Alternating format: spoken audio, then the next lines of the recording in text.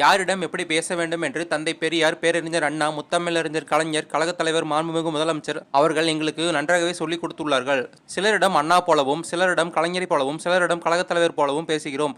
எனினும் குறிப்பிட்ட சிலரிடம் பெரியார் வழியில் தான் பேச வேண்டியிருக்கிறது. வெள்ள பாதிப்புக்காக கழக அரசு நிவாரண நிதி கேட்டால் நாங்கள் இன்னும் ஏடிஎம்மா என ஒன்றிய அமைச்சர் ஒருவர் கூறியதாக செய்தியாளர் எழுப்பிய கேள்விக்கு அவர் அப்பா வீட்டு பணத்தை கேட்கவில்லை, தமிழ்நாட்டு மக்கள் அளித்த வரி பணத்தை தான் கேட்கிறோம் என்று கூறினேன். என் பேச்சில் மரியாதை சற்று குறைவாக இருந்ததாக அப்போது சிலர் வருத்தப்பட்டார்கள். அடுத்த நாளே மாண்புமிகு ஒன்றிய அமைச்சர் அவர்களுடைய அப்பா வீட்டு பணத்தை கேட்கவில்லை என்று அவர்கள் கோரியபடியே மிகுந்த மரியாதையுடன் கேட்டுக்கொண்டேன்.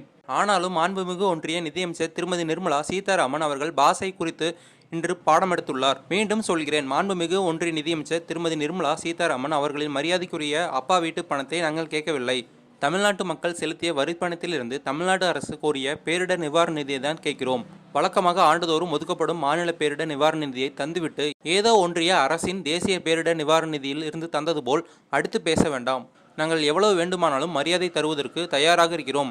தமிழ்நாட்டு மக்கள் மீது கொஞ்சமாவது அக்கறை வைத்து நிதியை தாருங்கள். மரியாதைக்குரிய மாண்புமிகு ஒன்றிய நிதியமைச்சர் அவர்களே. இவ்வாறு அமைச்சர் உதயநிதி அவர்கள் ட்விட்டர் பக்கத்தில் பதிலளித்துள்ளார்.